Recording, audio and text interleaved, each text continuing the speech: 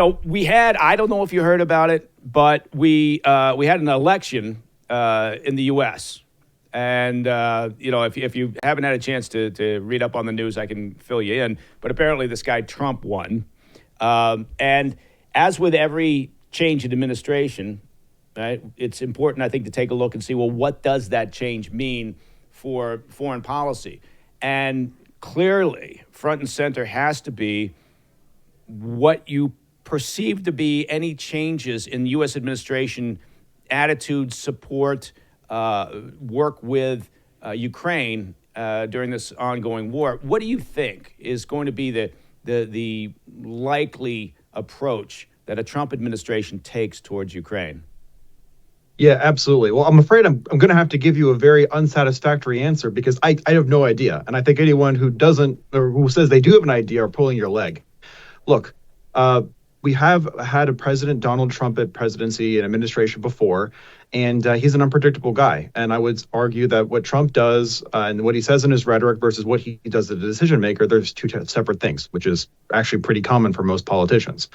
The key thing, I think, Mike, is going to be reassuring and trying to advocate the position that is in America's interest in Ukraine. It is extremely important that we avoid a premature negotiations or ceasefire right now, because a ceasefire negotiation is going to be a strategic catastrophe for the United States. A lot of people, I think, talk about a ceasefire and the need to ensure that no more Ukrainians die in this war, which I think comes from a very humanitarian and decent place.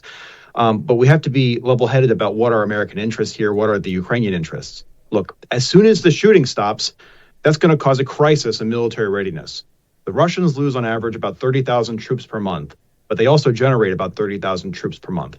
As soon as that shooting stops, Russian readiness is going to steadily increase. On the Ukrainian side, as soon as the shooting stops, Ukrainian readiness is going to decrease. It's going to plummet. There's many Ukrainian units that are around the front line that have been fighting without a rotation for sometimes over 2 years. And I think the political pressure to demobilize those men once the shooting stops is going to be insurmountable. Moreover, the Ukrainian government will lose the legal basis for martial law, which the Ukrainian government has used to deny allowing military-aged men from the age of 18 to 65 from leaving and going to the European Union, which Ukraine has a visa-free travel regime with. 6 million Ukrainian women and children refugees have fled to Europe. So as soon as the shooting stops, how many Ukrainian men are going to actually go and meet up with their wives and their children and their girlfriends?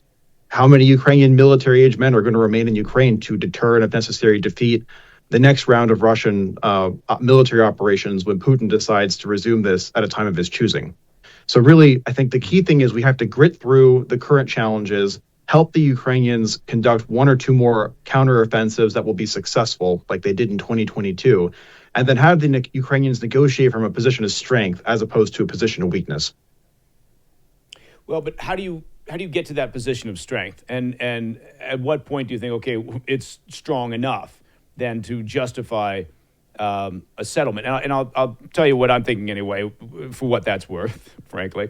But I don't see any negotiated settlement where Putin returns Crimea, as an example, or completely exits from eastern Ukraine, which he basically considers to be Russian property. So at what point and how do you get to a position where you're strong enough to get some type of settlement that, as President Zelensky has said, doesn't jeopardize Ukrainian independence? Exactly. So you got to set the appropriate military and political objectives. And if you're going to be looking at the real politic of it, you can determine what are the political and military requirements for Ukraine to exist as a sovereign state and not be sort of this mortally wounded animal that will potentially be this ward of the international community and just suck up a whole bunch of economic aid forever. The requirements are you have to go close to the pre-2022 lines, particularly for military and economic reasons. There's a lot of coal mines, resource extraction centers, and heavy industry in eastern Ukraine that the Ukrainians controlled in 2021, but they don't control anymore. We have to be thinking hard about making sure that the Ukrainians can restore control over some of that stuff. Again, not what the Russians had for a long time, but allowing the Ukrainians to actually have a balanced budget to be able to export their goods and their services so that they're not just sucking up a whole bunch of aid forever. The military requirements are also very clear. The current southern front line looks the way that it does because there's a major geographical boundary that the Ukrainians leverage for their defense. The Dnipro River, it bisects Ukraine. The Ukrainians successfully withdrew from their forward positions near Crimea when this war began in 2022 and fell back to the Dnipro River. And currently, that is what defines the southern front line. But as you know, Mike, in order to properly use a geographic boundary like a river as part of your defense, you can't just sit on the immediate other end of the river, the other bank of the river. You actually have to have some operational depth to fall back to. And so the Ukrainians are going to have to liberate some significant portions of southern Ukraine and Zaporizhia and Kherson in order to properly leverage that river to ensure that during peacetime, the Russians can't bring up all of their combat engineers and sappers and pontoon bridges and then have a very quick jumping off point where they're only a hop, skip, and a jump to get to Odessa and Mykolaiv and then actually make Ukraine a landlocked country, which would be a disaster, and make that land bridge to Moldova. In terms of the actual policies to get to these objectives, then, what we have to do is unlock the ability for the Ukrainians to do maneuver warfare.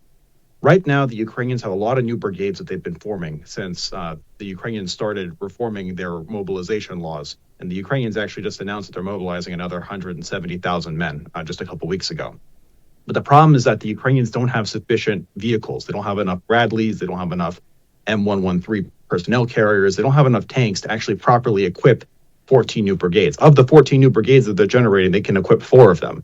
And so really, the secret to this is going to be unlocking maneuver, and they need vehicles for that, and that's where we can step in. And actually, that's what President Biden's doing. He's sending the final triage of the several $1 billion of presidential drawdown authority, and much of that is going to come in the forms of 113s and Bradleys and other vehicles.